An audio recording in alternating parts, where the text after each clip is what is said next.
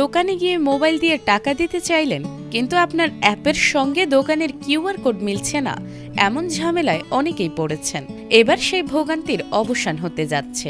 দেশের ডিজিটাল লেনদেনকে আরও সহজ, দ্রুত ও সবার জন্য সমানভাবে ব্যবহারযোগ্য করতে চালু হচ্ছে নতুন ব্যবস্থা।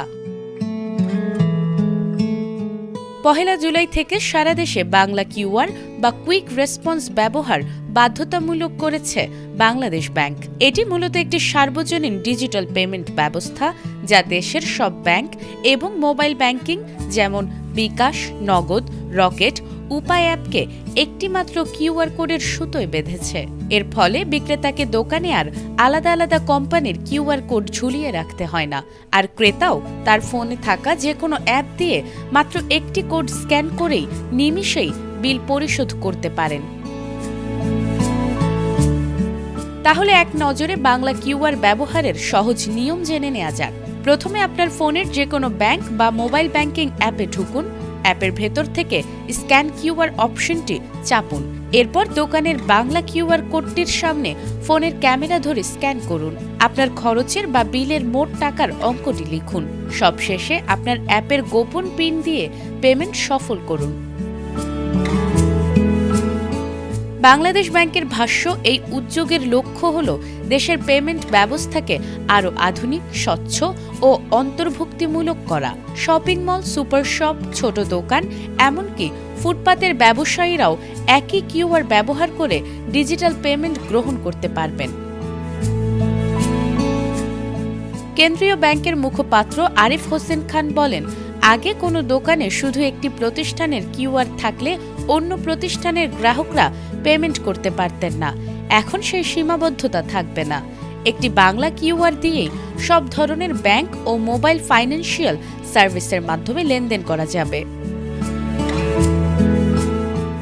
সংশ্লিষ্টরা বলছেন, এই ব্যবস্থায় ব্যয়বহুল পয়েন্ট অফ সেল বা পিওএস মেশিনের প্রয়োজন হবে না।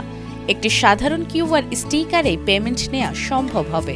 এতে ক্ষুদ্র ব্যবসায়ীরাও কম খরচে ডিজিটাল লেনদেনে যুক্ত হতে পারবেন। পাশাপাশি কার্ড ক্লোনিং বা পিন চুরির মতো ঝুঁকিও কমবে, কারণ গ্রাহকের নিজের ব্যাংক বা মোবাইল ওয়ালেট থেকেই সরাসরি লেনদেন সম্পন্ন হবে।